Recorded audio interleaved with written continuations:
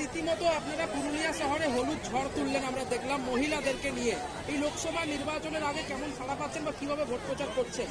Vote প্রচারটা পরিষ্কার কথা, আবেগ ছাড়া সেখানে হয় যেখানে মানুষ নিজের মাটির ভাষা পায়, মাটির সংস্কৃতি পায়, মাটির নিজের আত্মার, অর্থাৎ আমি যেখানে জন্মেছি তার বাপ চোদ্দ কিছু হাড়গাদা আছে, যেখানে হাড়গাদা আছে সেখানে ভাষা ধর্ম সংস্কৃতি কী বটে, এই আবেগটা আজকে অধিক মাত্র দিতে পারছে একটু পয়সা করে।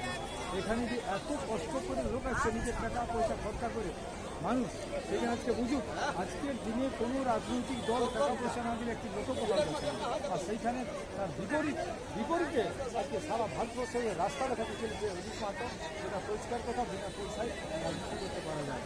এই পুরুলিয়া জেলার জাতিসত্তা লড়াই, কুর্মী সমাজের পাশাপাশি জল জঙ্গল রক্ষার লড়াই আপনারা সরব হয়েছেন, সেটা নিয়ে কতটা তৎপর এখন এই মুহূর্তে আপনারা? এই পরিষ্কার কথা, আমার তো লড়াইটা হচ্ছে জাতিসত্তার জন্য, এবং আমার কুর্মী জাতিসত্তা সহ আমাদের যে হিতবিতা তাদের আজকে এখানে বাউরি সমাজ আছে, বার্তি সমাজ আছে, ভোট সমাজ আছে, আজকে বিভিন্ন সামাজিক সংগঠনগুলো আছে, তার প্রতি আমি অ্যাড করতে চাইছি।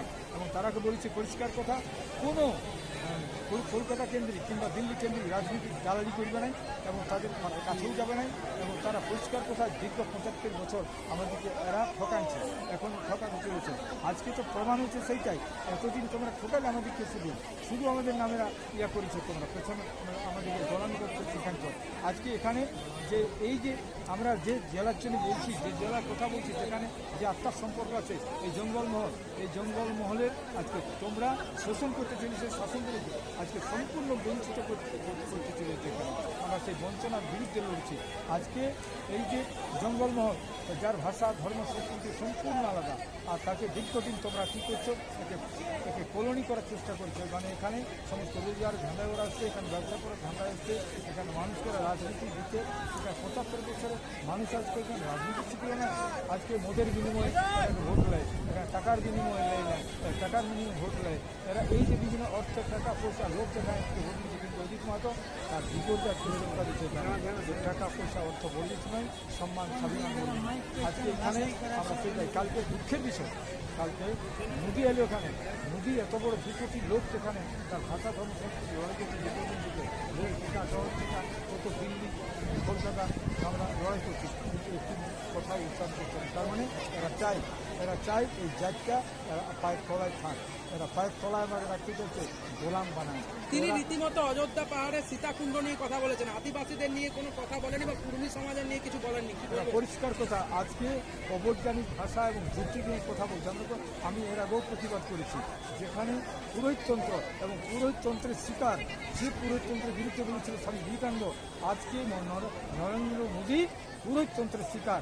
আমরা দেখেছি যেদিন হায়দ্রাবাদে আমাদের ক্রিকেট খেল হয়, সেদিনও সেখানে রীতিমতো ওরা যজ্ঞ করছে, তো যজ্ঞ শান্তি আর এই সকল করে আজকে মানুষকে ঠকানো হচ্ছে। পরিষ্কার কথা, তো আমরা সেই জায়গায় করতে চাই নাই, পুরোহিততন্ত্রের বিরুদ্ধে এবং পরিষ্কার কথা পারুলিয়ার বিরুদ্ধে আমরা এখানে পরিষ্কার কথা, এই জমিপুত্রদের লড়াই, যারা নাকি খাঁটি খায় এবং খাঁটি খানাওয়ালা মানুষ, তারা আজকে আমরা পুরুলিয়ার জন্য বলছি যে পুরুলিয়ার মানুষ বাঁচবে কী করে। আজ এখানে কোনো কাজ নাই, এই কথা বলতে পারে না কেন? এরাও কিন্তু কাজের দাবি বলছে না, উন্নয়ন কী করছে জানি না। এখানে আমার চাকরি হলে ওদের হয়, আমাদের এখানে হয় না। আজকের লোক চেন্নাই মাদ্রাস খাইতে কেন যাবে? আমাদের লোকের স্বাদ লাগে না। এখানে লোকের চাকরি, এখানে লোকের খাটি খাবে, এখানে কারখানাগুলো পর্যন্ত 200 টাকার বিনিময়ে কাজ করায়। আমরা দেখি যে গ্রেহর মতন জায়গা, আমরা দেখি দুর্দিনের মতন জায়গা, যেখানে বাজারে কাজ করাচ্ছে 200 টাকায় কাজ করায়, এখানে মানুষের বেতন পর্যন্ত দেয় না। এই সরকার কী করছে? এখানে মানুষের ইজ্জতকে, যারা ইজ্জত আর পরিশ্রম করে লড়াই করছে, তাদেরকে সত্যিকার ইজ্জত করে দেয় না। শুভেন্দু অধিকারী রীতিমতো কুর্মী সমাজের আপনি প্রার্থী হয়ে দাঁড়িয়েছে, তো আপনাকে ভোট কাটুয়া বলেছে। সেই জায়গা থেকে আজকের মিছিল থেকে কি মনে হচ্ছে, অরিজিনাল কি আপনারা ভোট কাটুয়া নাকি এবার পার্লামেন্ট? আমরা পরিষ্কার কথা বলছি, আমি চ্যালেঞ্জ করছি অজিত মাত্র জিতলে যদি এরা কোনো এদের যদি কোনো চক্রান্তের শিকার হয়, অর্থাৎ মেশিন আমরা জানি না, আমরা সায়েন্টিস্ট নই, সেখানে যদি বিজ্ঞান আজকে ফেল করে তো বলবো সেইটাই ফেল, তাছাড়া অজিত মাত্র জিত।